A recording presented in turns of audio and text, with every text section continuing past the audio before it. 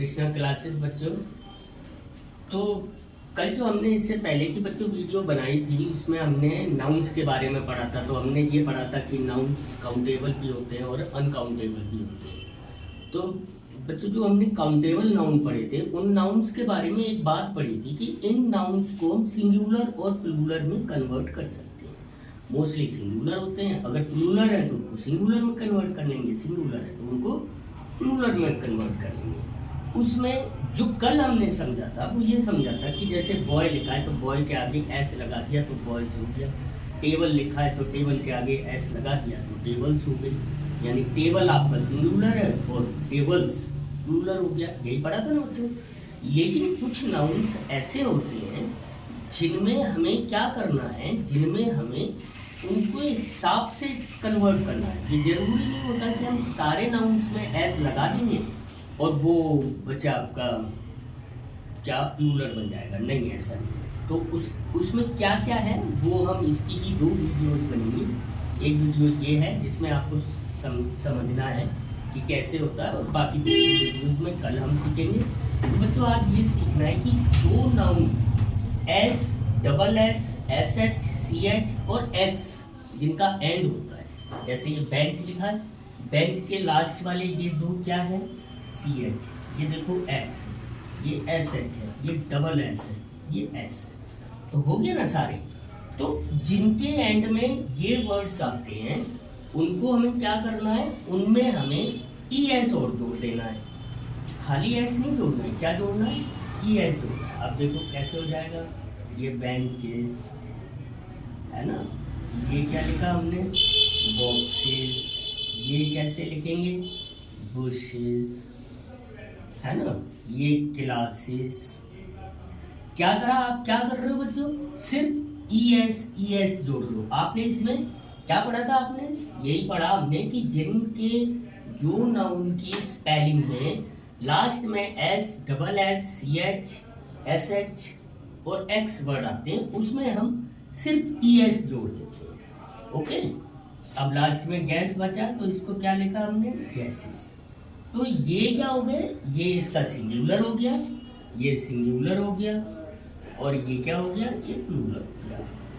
Singular का मतलब होता है बच्चों सिंगल या एक वचन, और प्लूरल का क्या मतलब होता है, 2 वचन या कई सारे। ठीक है बच्चों।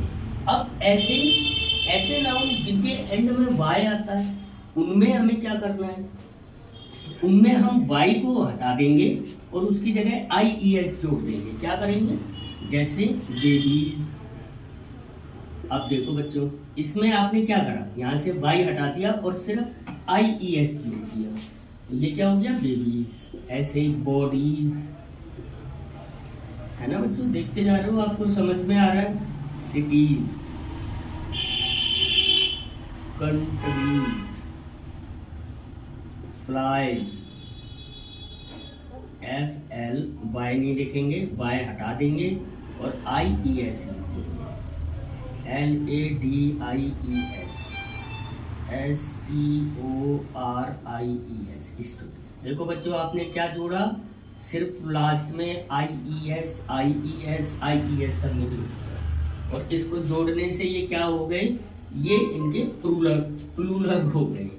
अच्छा, लेकिन वाई के साथ एक अलग स्टेटमेंट है, वो भी आपको समझनी पड़ेगी कि अगर किसी नाउन का वाई जो लास्ट में वाई आ रहा है उससे पहले कोई वोवल आता है, जैसे कि ओ, वोवल आपको पता है ना, वोवल्स कौन से होते हैं, ए, ई, आई, ओ और यू। अगर ये वर्ड वाई से पहले आ रहे हैं, ये 5 वर्ड होते हैं, 5 वोवल होते हैं, तो अगर ये इससे पहले आ रहे हैं तो फिर आप ये वाली प्रैक्टिस नहीं करोगे। फिर आप क्या करोगे, आप सीधा उसमें एस जोड़ दोगे। क्या जोड़ दोगे, सीधा है। जैसे ये बॉयज, टॉयज है ना, सिंपल, वेज, कीज और रेज। तो हमने आज क्या पढ़ा बच्चों, आज हमने ये पढ़ा कि अगर किसी नाउन में जिसका हमने सिंगुलर या प्लूरल बनाना है उसमें अगर सी एच आ रहा है तो हम उसमें क्या करेंगे, S, double S, S H, C H and X ये आ रहा है तो हम उसमें सिंपल ई एस जोड़ देंगे, एस ना जोड़ के ई एस जोड़ देते हैं। ये देखो इस तरह से बन जाते हैं उसके सिंगुलर के प्लूरल। अब इसमें जिसमें y आ रहा होता है उसमें से y को हटा देते हैं और उसकी जगह IES जोड़ देते हैं, वो उसका प्लूरल बन जाता है। लेकिन y के साथ एक बात हमेशा याद रखनी है, वो ये याद रखनी है कि अगर इस y, देखो यहाँ पे किसी में, ये देखो आप बच्चों, y से पहले b आ रहा है, d आ रहा है, t आ रहा है, r आ रहा है, l आ रहा है, ये कोई सा भी क्या नहीं है, वोवल नहीं है। अगर यहाँ पे वोवल होता तो ये सिंपल इसमें क्या हम लगा देते, सिर्फ एस लगा देते और उससे उसका प्लूरल बन जाता। तो बच्चों ये इसी तरह से हम धीरे धीरे थोड़े थोड़े से पार्ट में सारी चीज़ों को पढ़ते चलेंगे। मैं बहुत बड़ी वीडियोस आपके लिए इसलिए नहीं बना रहा हूँ क्योंकि ये ना आप लोग अभी बेसिक लेवल पे सीख रहे हो, तो थोड़ा थोड़ा, और इन ये जो आप सारी चीज़ें लिखते हो या पढ़ते हो इनकी प्रैक्टिस भी आप घर पे करो, यकीनन आप बहुत अच्छा कर पाओगे।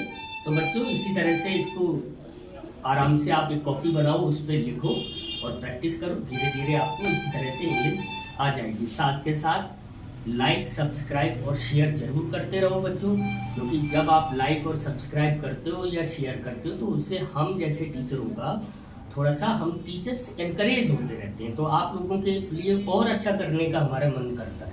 तो ठीक है बच्चों, so thank you so much.